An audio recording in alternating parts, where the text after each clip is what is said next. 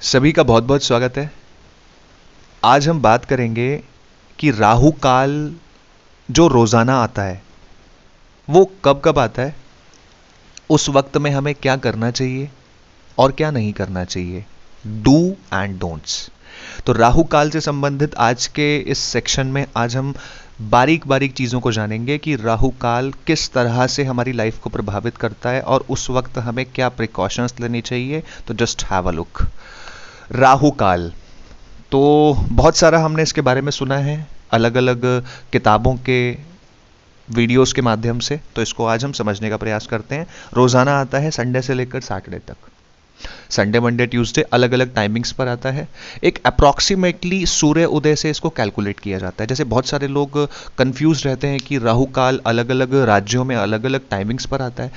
Maximum 1 minute का, 60 seconds का, या फिर 1 या 2 मिनट का, ज़्यादा से ज़्यादा हम कह सकते हैं, ये एक डिफरेंसेस होता है। अप्रॉक्सीमेटली लगभग लगभग समान चलता है क्योंकि ये बेस्ड है सूर्य उदय प्रणाली के ऊपर। ठीक है, जहां जहां सूर्य जिस हिसाब से उगता है।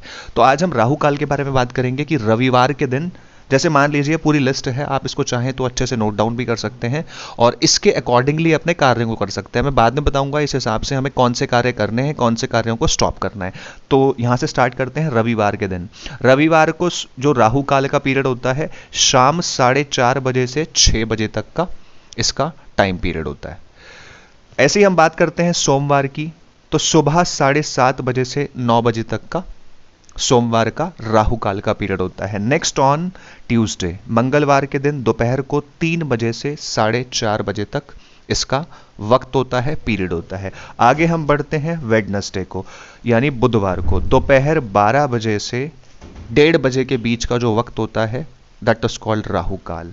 इसके बाद ऐसे ही हम चलते हैं गुरुवार के दिन, दोपहर 1:30 बजे से 3 बजे तक के पीरियड में। ठीक है, इसके बाद शुक्रवार की अगर हम बात करें तो ये मॉर्निंग में आता है 10:30 बजे से 12 बजे तक। और and then the last day of the week is Saturday, सुबह 9 बजे से 10:30 बजे तक। तो ये राहु काल का पूरा डेटा लिस्ट है, पूरा चार्ट है, आप इसको नोट डाउन कर सकते हैं और इसी के हिसाब से अपने कार्य कर सकते हैं। इसमें ना कुछ प्रिकॉशंस की बहुत ज़रूरत होती है। तो वो प्रिकॉशंस क्या हैं, इसको आप बहुत ध्यान से और बारीकियों से समझ लीजिए। आज का जो ये सेक्शन है ये पूर्ण वैज्ञानिक है, ताकि लोगों को अपने शुभ कार्यों को करते वक्त कोई भी कंफ्यूजन्स ना हो। तो आगे इस चार्ट के बाद हम नेक्स्ट चार्ट की बात करते हैं कि ये तो चार्ट आप देख लीजिए, इसको नोट डाउन कर लीजिए कि हमें कौन कौन से टाइम को अवॉइड करना चाहिए संडे से लेकर सैटरडे तक, पूरे वीक में कौन से टाइमिंग्स में। अभी हम इसके बाद में नेक्स्ट चार्ट की बात कर। अब हमको ध्यान देना है कि राहु काल में डू एंड डोंट्स, कौन सी चीजें करनी है, कौन सी चीजें नहीं करनी है, इनको बहुत क्लैरिटी से चार्ट के माध्यम से मैं आपको समझाने का प्रयास करता हूं। क्या ना करें और क्या करें। ठीक है, सबसे पहले हम जानते हैं क्या करें। मानसिक जप कर सकते हैं। राहु काल रोज 1.5 घंटे के लिए आता है, अलग अलग टाइमिंग्स पर आता है। तो इस पीरियड का ध्यान रखें, एक चार्ट चिपका दें अपने घर के वॉल पर। मानसिक जप कर सकते हैं, यानी जिसमें आपकी आवाज ना हो, आप उस तरह का मानसिक जप कर सकते हैं किसी भी मंत्र का, लेकिन उसमें साउंड नहीं होनी चाहिए। दैट इज कॉल्ड मानसिक जप ओनली। दूसरी चीज, आप ध्यान कर सकते हैं, मेडिटेशन कर सकते हैं, योग कर सकते हैं, त्राटक कर सकते हैं। ध्यान की किसी भी अवस्था को कर सकते हैं जिसमें आपका साउंड का प्रयोग ना हो और जिसमें कर्म कांड का प्रयोग ना हो, यानी धूप बत्ती, जोत बत्ती, एक्सेट्रा। ठीक है, बहुत सिंपल है। क्या ना करें, ये दो चीजें हैं कि क्या करें, मानसिक जप और ध्यान कर सकते हैं। आपको भौतिक कोई भी कार्य नहीं करना है ना, आपको मटेरियलिस्टिक कोई भी चीज नहीं करनी।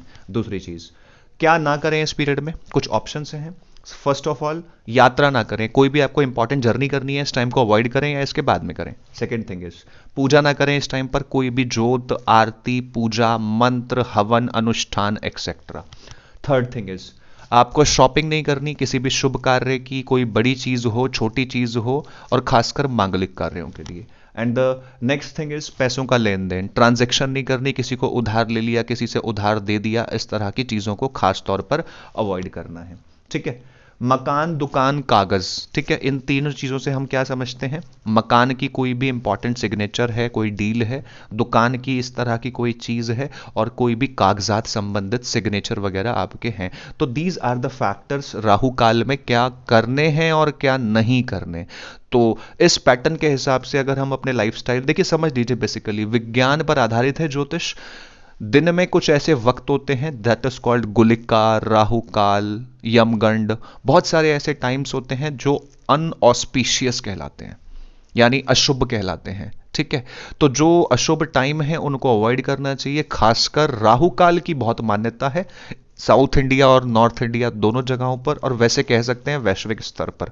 तो राहु काल के जो टाइम्स हैं उनको मैंने आपको चार्ट दिखाया, और क्या करना है क्या नहीं करना है, इस पैटर्न को भी आप इसको इसी तरह से फॉलो अप करें, तो हमारे बहुत सारे ऐसे कार्य हैं जो 99 पर अटक जाते हैं, है ना, वो कहीं ना कहीं पॉजिटिव होने स्टार्ट हो जाएंगे। और इस टाइम में हम कामों को अवॉइड करेंगे तो हमारे जो अटक सकते हैं काम, वो एक नॉर्मल लेवल पर सही रहेंगे। तो इन टाइमिंग्स का और इन लिस्ट का खास तौर पर ध्यान रखें।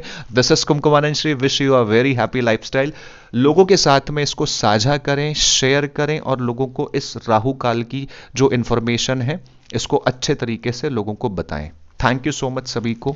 जय माता दी।